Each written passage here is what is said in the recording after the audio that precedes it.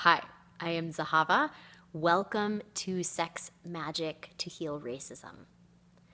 Sex magic is using sexual energy with a greater intention.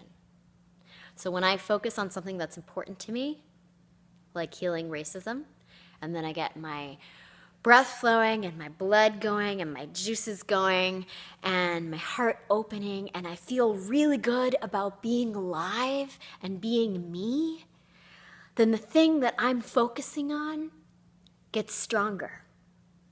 And it's like having a really big microphone for the universe and saying, healing racism is really important to me, and I'm showing up. And it impacts where I put my attention and my energy the rest of the day when I do something like that. So I made this video to tell you who I am, why sex magic, and then to invite your voice to be part of the conversation. I identify as a white sex educator, dancer, choreographer, body worker, coach. And I grew up with two parents who are extremely different from each other. Different religions, cultures, class backgrounds, dialects, living environments. And the only thing that was similar between my Jewish New Yorker father and my Appalachian mother was the fact that they were both white. So I became really fascinated by what this white thing was. And how it was not about their origin or history. It was a social construction. So I took many, many years of political analysis and anti-racism tactics and things like this, and I started to realize how being raised with these two simultaneous different life perspectives made me have a really different sense of self-worth and what was possible and how to relate to other people, and I kept bouncing back and forth between these two different perspectives. And it was really confusing and it was really challenging, but it actually was quite a blessing. Because, one, I found that it was easier for me to talk about this when I was around people of color.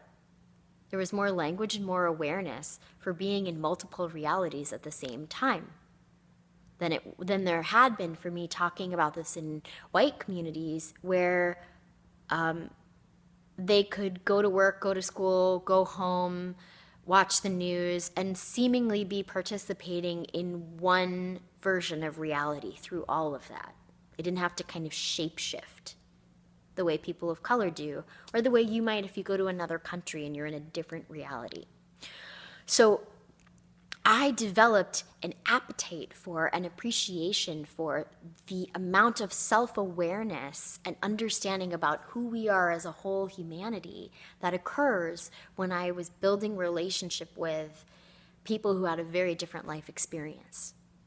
And the way that that showed up for me as a dancer in New York City was being raised by the African diaspora and dancing with Urban Bush women and Katherine Dunham and Ron Brown, and over many years having primarily Black women who were really powerful artists and dancers asking me to share their stories through performance, through teaching, and to hold their stories in a sacred space. And after years of doing that, I started to look around and say, well, where are the white communities who are also exploring, honoring, and healing our ancestral lineage and relation to power and money and the earth and spirit over time? And I didn't see it. So I created it, and I co-founded White Folks Soul by Any Dance Necessary, and we were an experimental dance company exploring the incompatibility of whiteness and wholeness for white people.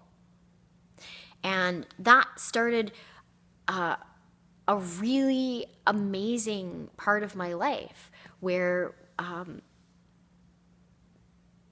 people were having new epiphanies about their personal life and how they fit into the larger whole.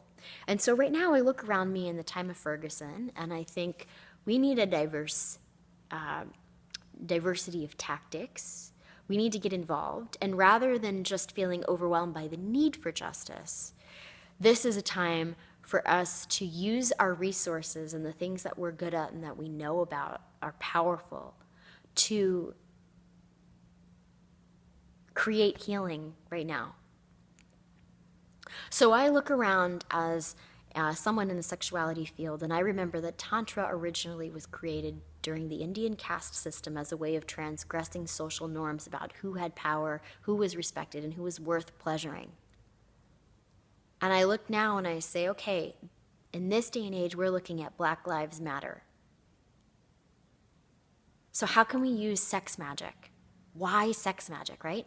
Because sex is life-affirming, possibility-inspiring, heart-opening.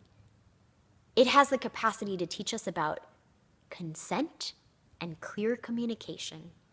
It has the capacity to help us fall in love with each other and create trust and be vulnerable with each other.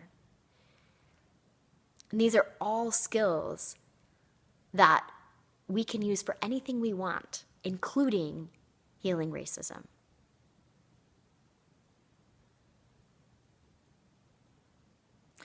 Now, sex, like other revolutionary acts, is usually taboo and often misrepresented, and sometimes diminished in what it actually is.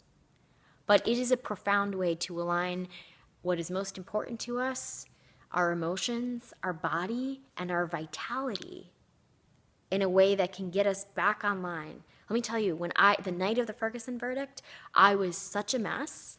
I did not get into bed with my beloved until 3 a.m. because I was thinking and texting and watching my community have all their responses and get arrested and all of these things in the protests going on. And I climbed into bed and I said, baby, I need to get reconnected to my heart right now. I don't know who I am.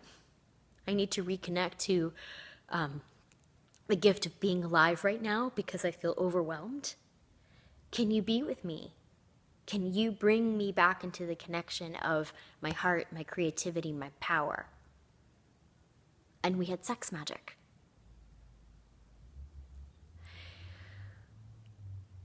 And we can connect our sexual experiences with prayer and intention for the well-being of all people. So I invite you to share your voice here about how sex has been a source of health, power, and healing, and returning to our humanity in a way that can support us to heal racism together.